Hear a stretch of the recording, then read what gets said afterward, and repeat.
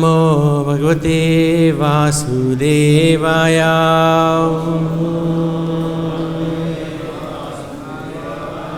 Om Namo Bhagavate Vasudevaya.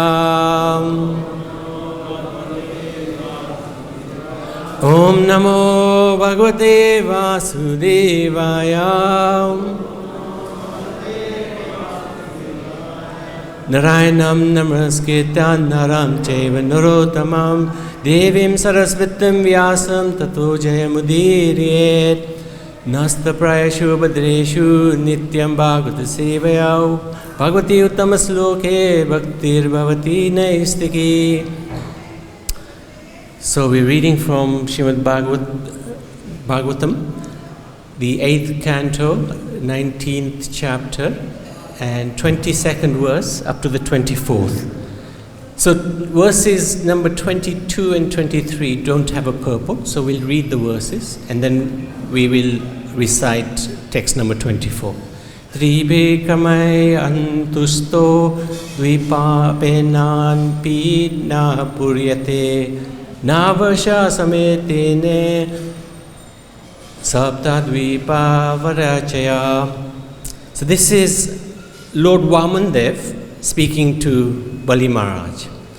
If I were not satisfied with 3 pieces of land, then surely I would not be satisfied even with possessing one of the 7 islands consisting of the 9 Varshas.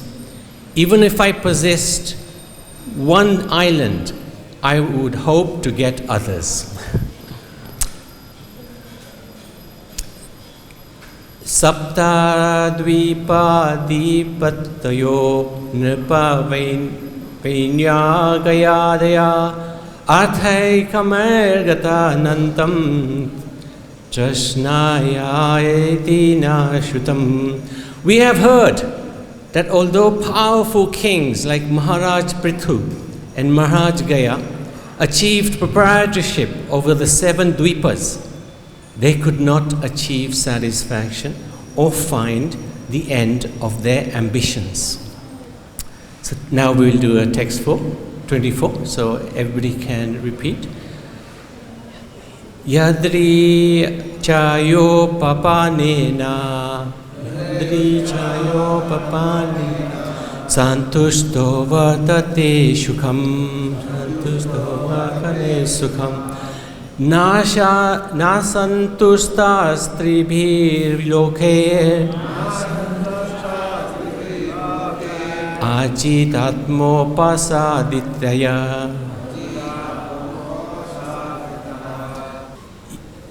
yadrichaya, as offered by the Supreme Authority according to one's karma. Upapanena, by whatever is obtained. Santusta, one should be satisfied. Vartate, there is. Sukham, happiness. Na, not. Ash santusta, one who is dissatisfied. Tribhi lokai, even by possessing the 3 worlds. Ajitatma, one who cannot control his senses. Upasaditai, even though obtained. So translation by His Divine Grace A.C. Bhakti-Vedanta Swami Srila Prabhupada Ki Jai. One should be satisfied with whatever he achieves by his previous destiny, for discontent can never bring happiness. A person who is not self-controlled will not be happy even with possessing the 3 worlds. So everybody can repeat. One should be satisfied with whatever he achieves by his previous destiny, for discontent can never bring happiness. A person who is not self-controlled will not be happy even with possessing the three worlds. So purport by His Divine Grace. A.C. Bhakti-Vedanta Swami Srila Prabhupada Ki Jai. If happiness is the ultimate goal of life, one must be satisfied with the position in which he is placed by providence. This instruction is also given by Prahlad Maharaj.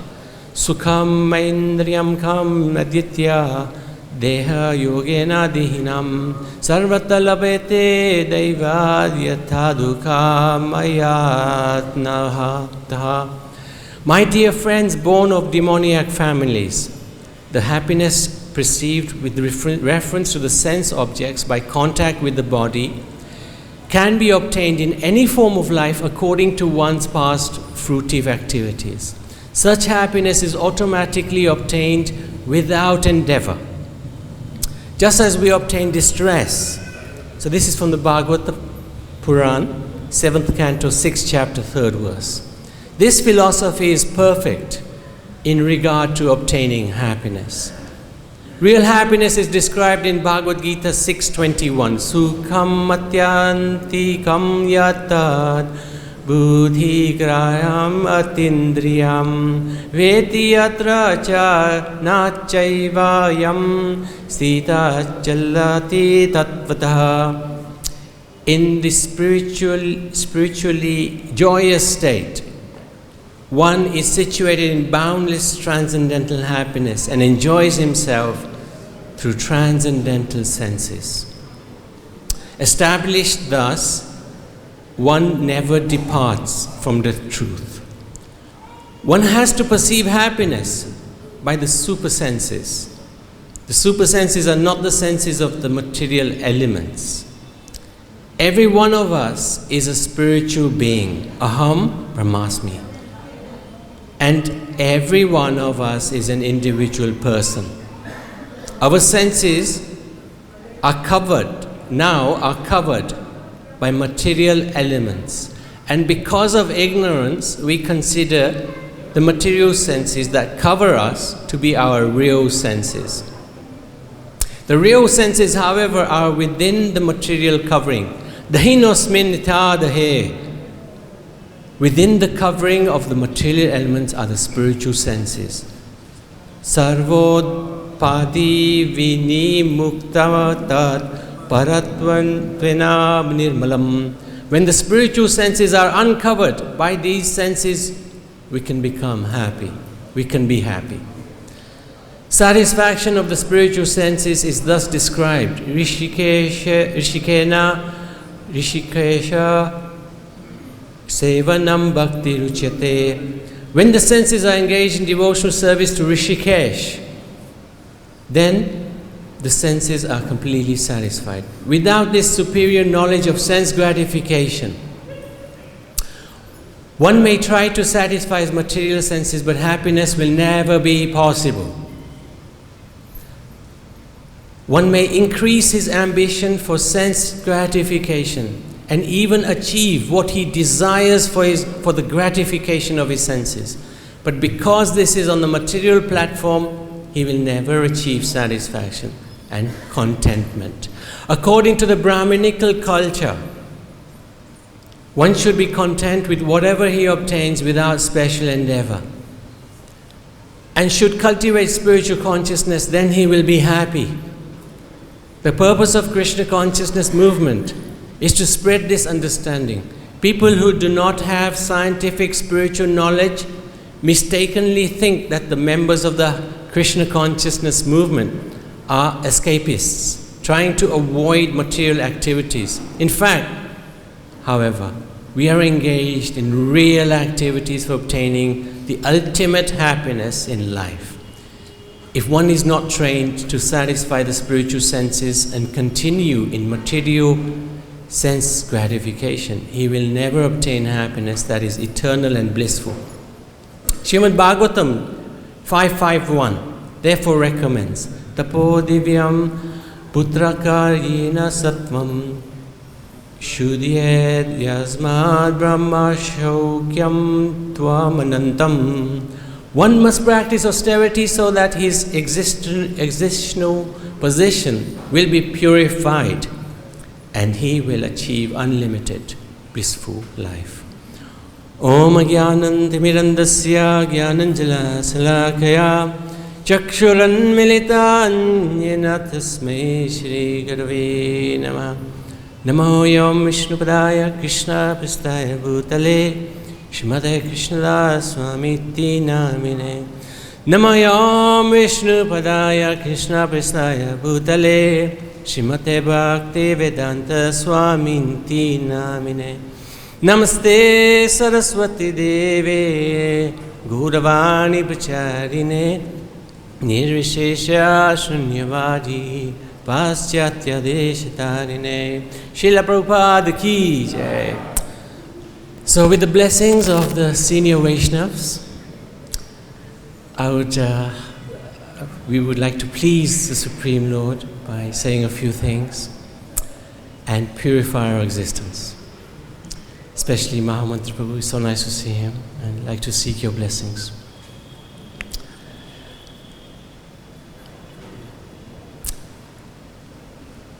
It's very easy to understand we are not this body. Because when we were born, we had a baby body. Do we still have the same body? No. But are we the same person? Yes, excellent. Even school children understand this. It's very simple.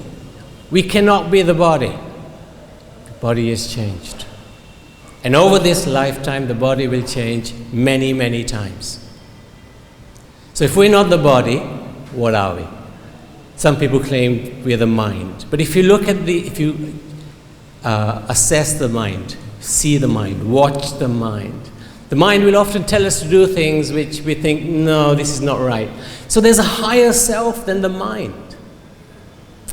In the Bhagavad-Gita, Lord Krishna explains that we are a spirit soul. We are a part and parcel of God, eternal living entity. And we, the spirit soul, will never die. This body will finish. One day, it will finish. Guaranteed. But the spirit soul will continue to exist. Its existence depends on two things. One, its karma, what the living entity is doing, especially in the human form of life. But there's a second element, our consciousness. What are we thinking? What are we doing? But what are we thinking as well? Our consciousness is very, very important. If our consciousness is that of an animal consciousness, sleeping, eating, mating, defending, then we will continue in this material world, in different categories of life, depending on our consciousness. So if we like to sleep, that's what we do, that's what we think about. Anytime there's a little opportunity during japa, have a little nap. Perhaps Krishna, through the agency of material nature, in our next life will give us a body which is suitable for sleeping. Because that's what we want to do. That's what we're doing. That's what we're thinking about. That's where our consciousness is at. Then we will get a body suitable for that consciousness. Maybe a body of a bear, a polar bear, sleeps for 6 months a year. Another example, if our consciousness is, we have a beautiful body, we'd like to show it off. Maybe Mother Nature will give us the body suitable in our next life to do that, to continue with that consciousness. The body of a tree. For thousands of years it can stay naked. That's our consciousness, that's what we'll get. We are extraordinarily fortunate. We have achieved human state of life. In this human state of life, we can purify our consciousness. we can make our consciousness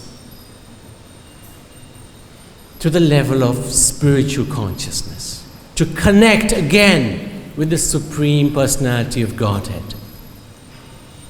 So, this mind, we need to understand, can degrade us, or it can make us advance towards a spiritual reality. Generally, our minds are uncontrolled. It is said that we have about 60,000 thoughts that enter our head, enter our mind, every single day.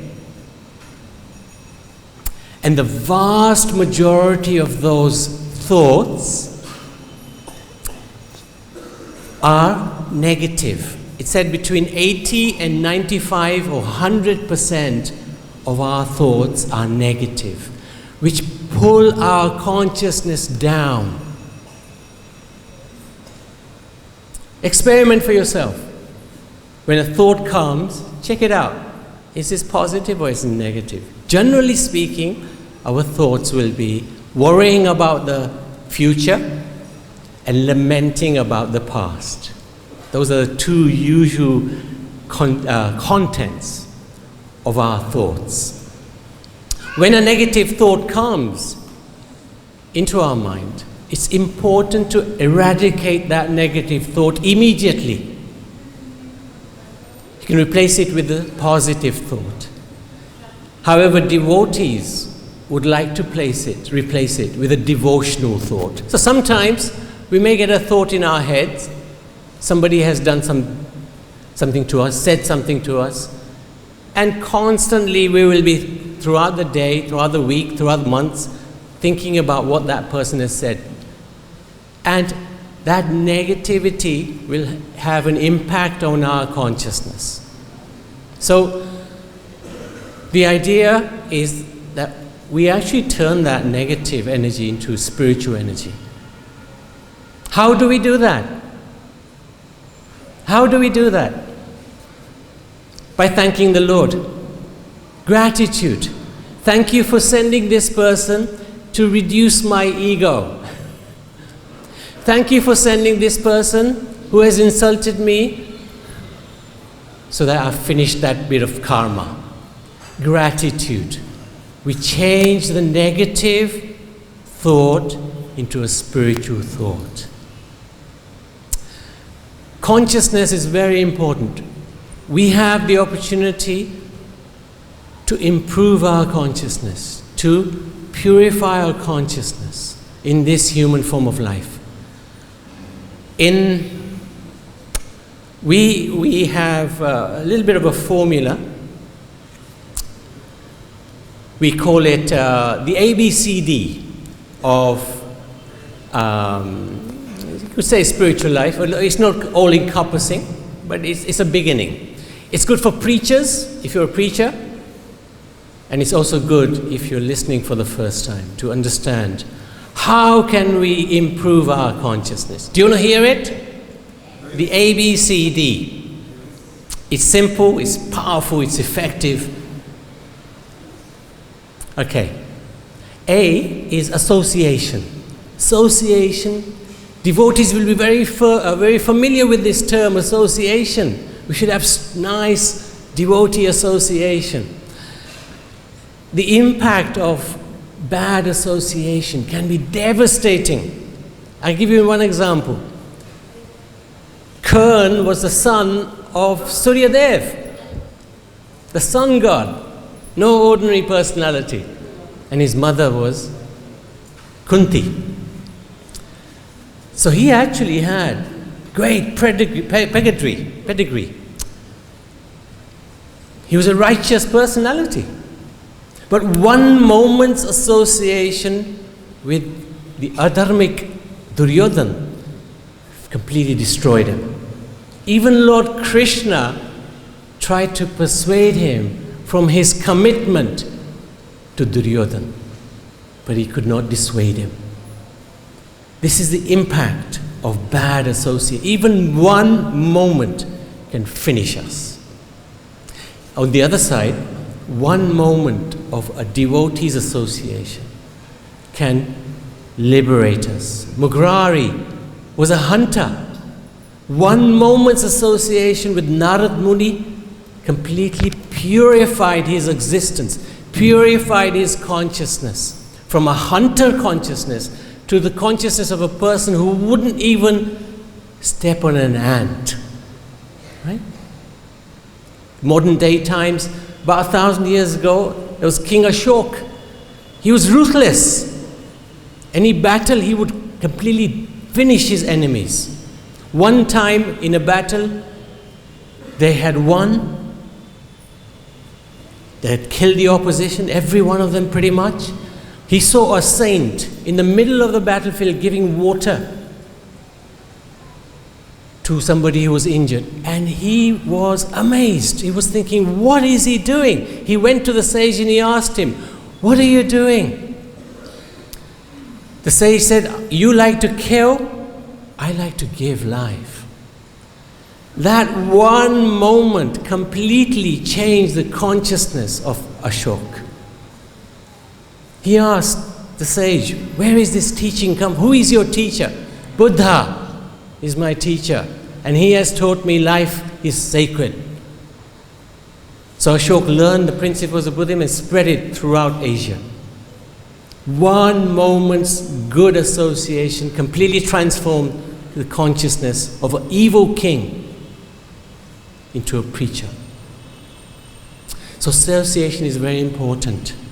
In devotee terms, we've been given guidelines about association by Rupa Goswami in the Upadesh Amrit. He says, one should mentally honor the devotee who chants the holy name of Lord Krishna. One should offer humble obeisances to the devotee who has undergone spiritual initiation, diksha, and is engaged in worshipping the deity. And he says, bhajana vigyan, ananya, anya, ninda, adi. He said, one should associate with and faithfully serve that pure devotee who is advanced in undeviated devotional service, whose heart is completely devoid of propensity to criticize others. So if our devotee association may not be so strong, perhaps we are associating with devotees who, okay, it doesn't matter if you don't come to Mangalati, don't worry. You don't have to chant your rounds. Oh, you can chant your rounds when you're driving, no problem. You don't have to read Srila Prabhupada's books, you already know it all. If our devotee association isn't strong, then that may not help us towards our spiritual goals. But if we can find a devotee who is very fixed in his service, in his determination, in his focus towards the Supreme Lord, grab hold of the lotus feet of that devotee and don't let go. Don't let go. Because that devotee's association will drive us towards our spiritual goal. Important to have very strong devotee association. So you can consider where your association level is at. Am I associating with people who will elevate my consciousness? Or is that not the case? We've come to the Krishna consciousness movement. Don't waste this fantastic opportunity. There are some extraordinarily fixed devotees. I'll give you an example of one whose appearance is today, Shyamananda Prabhu. Shyamananda Prabhu was an associate of Jiva Goswami. He was a disciple of Jiva Goswami. And he's the founder of Radha Shyam Sundar Temple near Loi Bazaar. Very beautiful temple with such glorious deities. So his associates were Narottam Das Thakur and Srinivas Acharya. They were the trinity of fantastic devotees. And they would preach. They would distribute books. That was the first distribution of books that took place. And Shyamananda was such a fantastic devotee, Radharani herself came and blessed him. One time, Radharani lost her ankle bell in Vrindavan, and Shyamananda found it. He was actually known as Dukhi Krishna at that time. And when he touched the ankle bell, he was surcharged with spiritual energy. He knew this is something special. So Gopi came and asked him for it. Have you found something, an ankle bell? Yes, I found. Who does it belong to? It belongs to my mistress. Can I have it, please? So Shyamananda, or Sri Krishna Das at that time, he was very clever. He said, I will only give it to the person it belongs to. He knew this was special. So the Gopi, who actually was Vishaka, went to Radharani, and together they came to Sri Krishna Das. And Radharani asked for the anklet, and Shyamananda knew this is somebody extraordinarily special. So she blessed him with a special tilak and blessed him many different ways. So this is strong devotee association. These devotees, we have to search them out and hold on to their instructions, to their blessings. So association is one, very important. In the West we preach, don't watch television, not so applicable for devotees. Don't play PlayStation or Xbox. It's something that really destroys the minds of the children and the adults as well. Mobiles, everybody has smart mobiles with games on it. Devotees should not be playing on games. And we encourage those who are not devotees to also limit the time. We don't say don't play, but we just limit the time. Understand what you're doing now is not going to elevate your consciousness. It's going to degrade you. So if you want to spend that time, actually just limit it. At least limit it. Understand this is not going to help me. B is for books. We have been given the greatest gifts by Srila Prabhupada. He spent so much time and effort, blood, sweat and tears, producing these extraordinary Prabhupada purports, Bhakti-Vedanta purports.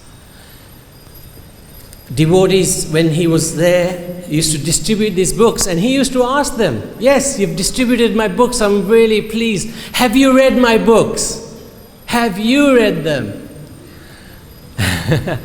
And devotees would often answer, no, Maharaj, no, Prabhupada. We've been busy distributing. I've written them for you. I've written them for you. So these books are extraordinary books. And Lord Krishna, he explains in the last chapter of the 4th verse, Tasmad agyanam sambhutam hitistam jnanam sinatmana. Therefore the doubts which has arisen in your heart out of ignorance should be slashed by the weapon of knowledge. Armed with yoga, O Bharata, stand and fight. What does this knowledge do? It elevates our consciousness, purifies the consciousness, gives us knowledge of who we are, what is our duty, who is the Supreme Lord, what is our connection with that Supreme Consciousness? How is our consciousness to be fixed to the Supreme Consciousness? This is the power of these books.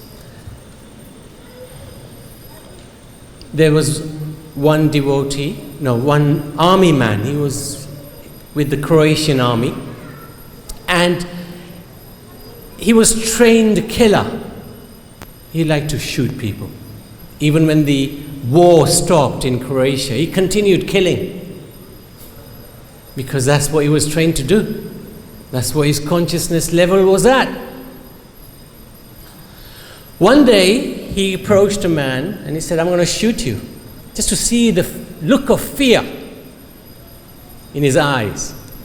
But the man had no fear. He said, "You cannot kill me." This man, the army man, was shocked. He said, "What do you mean I can't kill you? I've got a gun, it's pointing at your chest. I just pulled the trigger, you're dead. You can't kill me." And the man showed no fear. So the army man put his gun down and he asked this man, "Why do you not have any fear?" "Because you can't kill me. That's why I have no fear." "What do you mean I can't kill you?" "You can't kill the self. You may be able to destroy the body, but I will never die." So this army man was perplexed and he asked the man, "What is this philosophy? Please explain it to me. I'll like to understand." So the man pulled out a Bhagavad-Gita, as it is, by Srila Prabhupada. Srila Prabhupada ki jai. And he gave him the Bhagavad-Gita, explained the philosophy. Years later, that army man was in Chopati temple, sleeping with a devotee, same room. He'd become a devotee, converted. So they were sleeping in the room. At night there were many mosquitoes in the room, and the devotee said, we should put the, what's that called? Right, to get rid of, destroy the mosquitoes. And the army man said, no. Don't interfere with any living entity. I've learned my lesson. So from a man who was killing, enjoyed killing, he wouldn't even harm a mosquito. The impact of these books, this philosophy, is transformational. There's so much information out there. We can read many books. Nowadays, access to the internet is so easy. We can be lost in the news. Nowadays, the news is about the election. In England, it's about Brexit. You could spend all day, waste all your energy, your time, and degrade your consciousness. I'm not saying don't read the news. Devotees like to keep up to date, and we should keep up to date so we know what's going on in the world outside. But limit the amount of time we spend on catching up on the news. Limit the time, because it's not going to improve our consciousness. News is simply all things that have happened to new people. That's all it is. So let's not waste our time. These books, this information will transform our consciousness. So we should read. Prahladananda Maharaj spent 1 week with us in the UK. And it was extraordinary to see how a Prabhupada disciple, he would read Prabhupada's book any moment he had, whether we were in the car or at home, in between satsangs, in between any time at all. He had a system of reading Prabhupada's books. He would read various chapters from the Gita, then the Nectar of Devotion, Nectar of Instruction, Srimad Bhagavatam, and he stuck to that every single day. So from a devotee point of view, it's good if we can have a structured system of learning. So our consciousness always continues to evolve and become purified more and more. That's B. C is chanting. As devotees, we all know the importance of chanting. Cheto Darpanam Marjanam. Lord Chaitanya has given a wonderful verse, the first of his Shikshasana prayers, explaining the benefits of chanting. The holy names are so important. Sometimes as devotees, we get into a little bit of a rot. We think, oh yeah, I'm chanting okay. But maybe we're just uttering some words, and maybe that may have some impact, some small benefit. But how much more benefit we will have if we chant with full attention, with full focus, and with our heart. The holy name is so powerful. Nam Namakari Bahuda Nija Sarvasaktis. Lord Chaitanya Mahaprabhu says, you have invested all of your transcendental Shakti, your potency into the holy name. Lord Krishna possesses so many things. He says, Aham Sarvasva Prabhavo, I am the creator of the material and the spiritual universe. He has the most incredible devotees. He has everything. But He's given us His most valuable possession, the holy name. Why is it the most valuable? Sarva Shaktis. He's put all of His transcendental energy into the holy names. These holy names of Krishna are no different from Krishna. In fact, He even explains they're more powerful than Krishna Himself. The holy name of Krishna is even more powerful than Krishna. Isn't that inconceivable to understand? How can we possibly understand this? The holy name of Krishna is more powerful than Krishna Himself. When we're chanting Krishna's name, if we're fully conscious, we will immediately be liberated. The chanting of the name of the Lord is so important, especially in this Kali Yuga. Harinam, Harinam, Harinam Kevalam. Kalo Nasteva, Nasteva, Nasteva Gatyanyatha. There's no other way. So there's an example of the power of the holy name. Lord Ramachandra,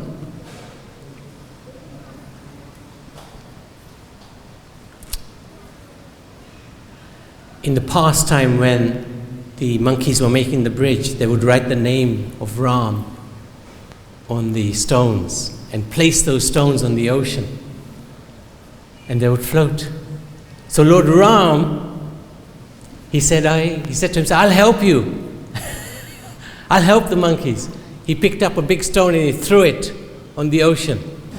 He said to himself, I don't need to write the name of Ram, I am Ram. But the stone sunk. It did not float. The Lord was very embarrassed. Hope nobody saw me. But Hanuman is very observant. He's the greatest servant of the Lord.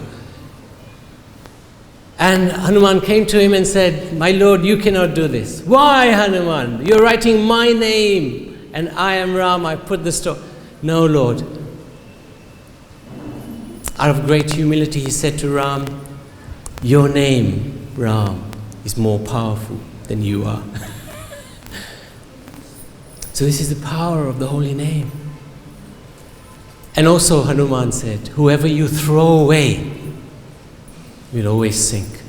And he knelt at the feet of Ram and said, please let me always be engaged in your service at your lotus feet.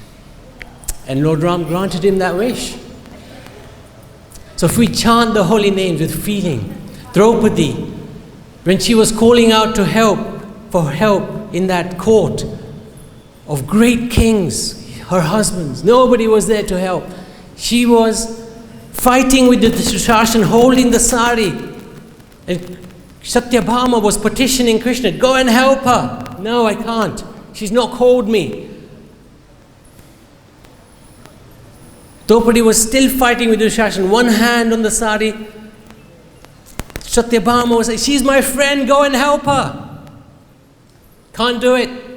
Too late. She put her hands up, crying out, Govinda! Tears in her eyes. Krishna said, now I can go. She's called me and I can ride on the chariot of her tears.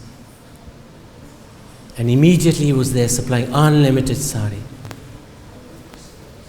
So when we chant with feelings, with our heart, chant the name of Krishna, we will make swift advancement. Our consciousness will become purified very, very quickly. And Krishna will reciprocate. Today is Balaram Rasayatra. So when Krishna left, the gopis were in great separation. They were missing Krishna so much. So Balaram came. And for 2 months, Balaram would spend time with the gopis and do Ras Leela every night. Krishna reciprocates. This is the blessing of the Supreme Lord. He's very kind-hearted. So that's A, B, C. And then D. D can mean a few things. Generally in the West we say diet, because generally the West is inclined towards meat eating in a big way. Although nowadays the movement of veganism has grown substantially. And it's always this case. India, Bharat follows the West. So we know a lot of Bharatiya people who eat meat. It's shocking in India. But hopefully they'll soon follow the West and turn to veganism. At least there will be less meat, less animals being slaughtered. As devotees, we are very fortunate. We have access to Krishna in the form of prasadam. So when we honor prasad, we are taking Krishna. We're taking Krishna. Oh, on the books point, just wanted to say, we must also distribute. It's a blessing that we've got this knowledge. We also have to give the knowledge. My spiritual master always used to say, take Krishna, give Krishna. So books, and we've had so much experience. One Muslim man actually was 35 years old. My wife, Jayanti Devi, she distributed a book to him, Bhagavad-Gita, and he gave a nice donation. Few weeks later, he came to the temple. He said, I read your book. I've been looking for this all my life. He started chanting. He does 12 rounds every single day. He goes to the temple every single day. This is a Muslim fellow. These books are extraordinarily powerful. We are lucky to have these books. So let's study them. Also, let's distribute them. By distributing, Krishna will give us the knowledge as well. What does he say? Yaidim paramam guyam. One who distributes this knowledge to the devotees, for him, devotional service is guaranteed. And the next verse he says, there's no servant more dear to me than one who shares this knowledge. So books is very important. Sorry, I forgot to mention that. So D, diet, we talk about for devotees, like Maharaj was saying yesterday, devotees should be careful. Even when it comes to prasadam, not eating too opulent prasadam. Our bodies, we have to take care of because we want to serve the Supreme Lord for as long as possible.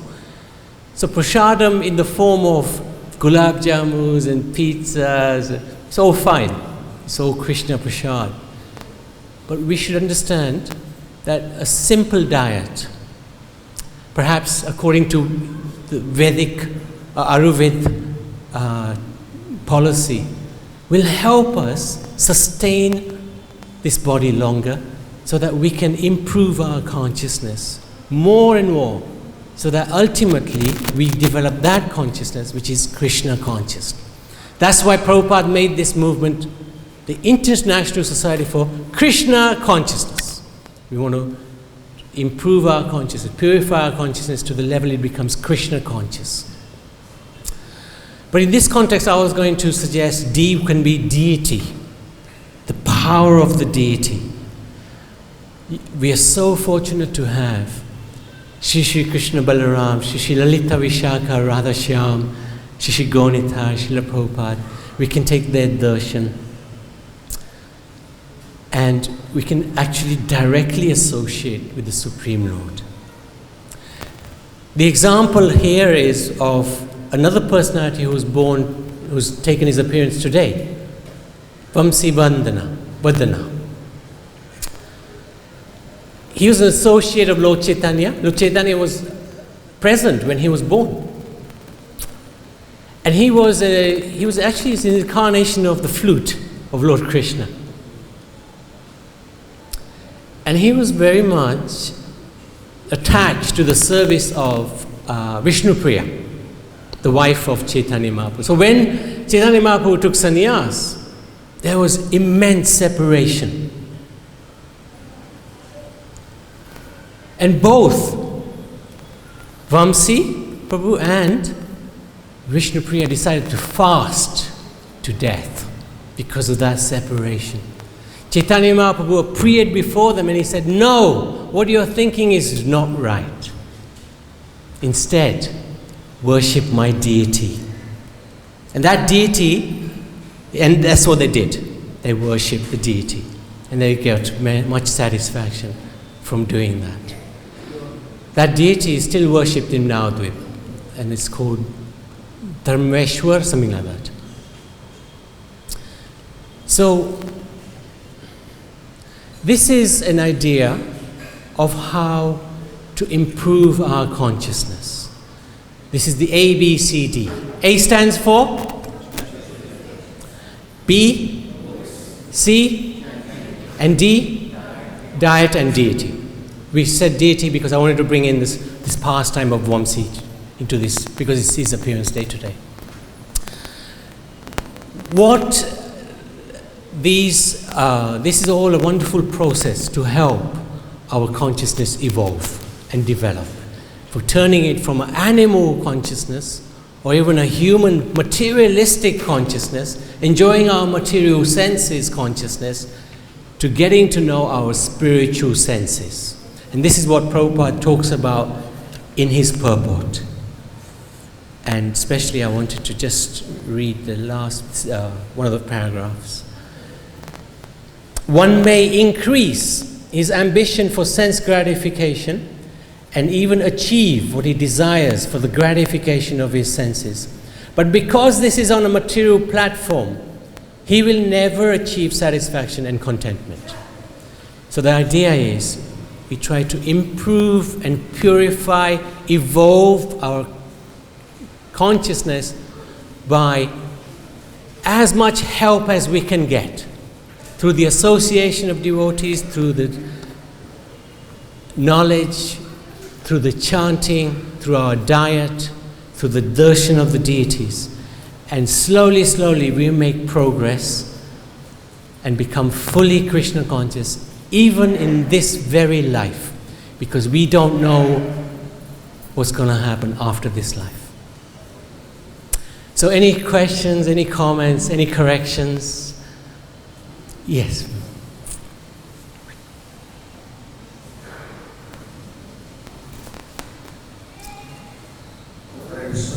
Hare Krishna. Thank you. My question is, like in the purport, the verse talks about satisfaction. Yes. And in purport, Prabhupada has also mentioned that satisfaction is a Brahmanical quality which we have to develop. So my question is that we also hear that Kalau Shudra Sambhava. In Kali Yoga, everyone is going to Shudra. So, and in Varnashram system, when we hear that according to qualities we have Guna and Karma, we are different, and somebody has Brahmanical qualities and it may be mixed up.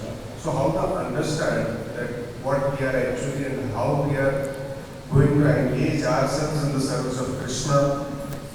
So if we are not completely Brahmanical or maybe to some degree, so how we can be completely satisfied? That's a really good question. Thank you for asking the question. I'm not sure if I'm qualified to answer the question, but from my experience, Varnashram is very important. And what these books do is actually transform. We actually have Shudra-like qualities. As soon as we're born into this world, unless we're born into the family of devotees, fixed devotees, generally we will have a Shudra mentality, because this is the age of Kali. Now we've come into the Hare Krishna movement. We're extraordinarily fortunate. Prabhupada didn't have enough time to establish a proper Varnashram system. There was a limit to how much he could do in the time he had. What he gave us was the absolute essence of spirituality. So we have to develop this Varnashram system so that we can organize our society in a more systematic way, where we can involve more aspects of the greater society into Krishna consciousness. In terms of our own specific natures, this is why it is important to have strong devotee association. Because devotees will guide you. They will see your natural occupation, if you like. They will assess your propensities, and they will guide you towards enhancing your service to Krishna through your natural propensities. It's very good if we are naturally good at something, it's very good if that is cultured, so that it's a natural process of devotional service through our own tendencies. Not that we just make up something, but through the guidance of the advanced devotees, the spiritual master, we will be able to make great progress in spiritual life. Ourselves, to determine whether we are Brahminical or Kshatriya, we may get that assessment wrong. It's safe to assume we are Shudras. Very safe. Then we got some platform of humility. From humility, we can gain immense knowledge. Because if we're willing to listen, we will learn. Does that make sense? I haven't completely answered your question, but... One more point in addition is, like in ISKCON, we come in contact with ISKCON, and many of us, we enter Brahmachari ashram. During our Brahmachari ashram, we are free to go to any department. We can change departments, right. 2-3 departments in 1 year, so it doesn't matter. But we focus more on sadhana. Right. And adhyana. But when we enter Grihastha ashram, right. then we have to generate money. Right. And it's a big challenge. Yes. Because we cannot do the things which we like, which we were doing in Brahmachari ashram. Yes.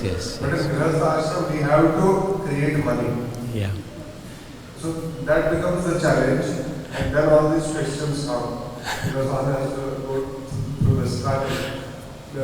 What I am, and how I should earn money, and how I should satisfy Krishna. So these questions are constantly coming to the mind. And this is a challenge throughout the society. And until we, I think, have a proper varnashram system with, structured layers, where as a brahmachari we are trained. If we're going to be a grihastha, then we have some training. You're going to be grihastha. Not that you just, one day you're grihastha, the next day you're married, suddenly you're out of the temple, you have to earn a living. That's a challenge, no doubt about it.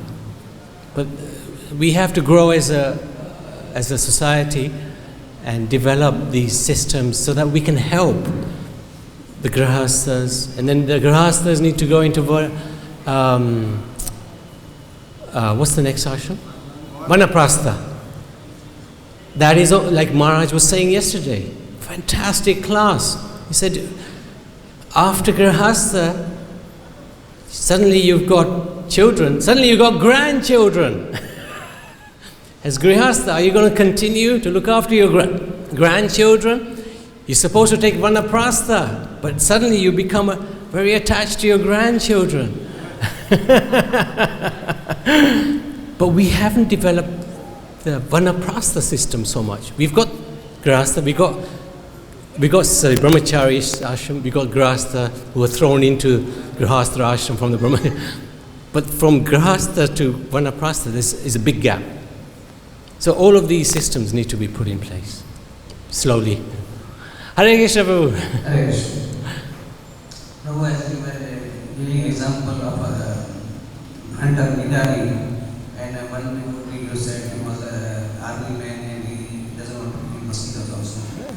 But when you are in the seva, when you are doing some seva, so in that seva you have to, somewhere you have to chastise someone, somewhere you have to see something, and somewhere you say we drive away monkeys and this one. So many things we have to do. So how we can implement the things which you give the example of a devotee, army man doesn't want to kill mosquitoes, but then we have to do all these things because we are in a marriage. Yeah, I know what you mean. sometimes in the mode of transcendental passion, we're engaged in service. It's like when we're driving somewhere and you're driving fast, you might be killing so many insects. You can see the screen is splattered with insects being killed. And you're thinking, have I actually caused so many living entities to die? What to do? Sometimes in our service, you're put in a situation where you have these questions. And I think all we can do is pray to the Lord, please allow me to be humble and continue in my service to Krishna so that I don't do any harm to any living entity. Please allow me to. Because we're by nature, by even walking, we'll be stepping on so many ants. It's just one of those things. But I think adopting the mood of humility and this consciousness that I don't want to harm anybody in your service. If I do, please do forgive me, my dear Lord. If I chastise somebody, I think if you chastise somebody, you can always say, look, I don't really want to do this. My spiritual master used to say that, he used to be really heavy, Maharaj. Whew. But he used to always say, I don't want to do this. This is my duty. And then he'd give us a hard time. But at least he's explained. And he's telling you off because he likes you, he loves you. But yeah, it's a good point. So thank you very much. Hare Krishna. Srimad Bhagavad Purana ki jai.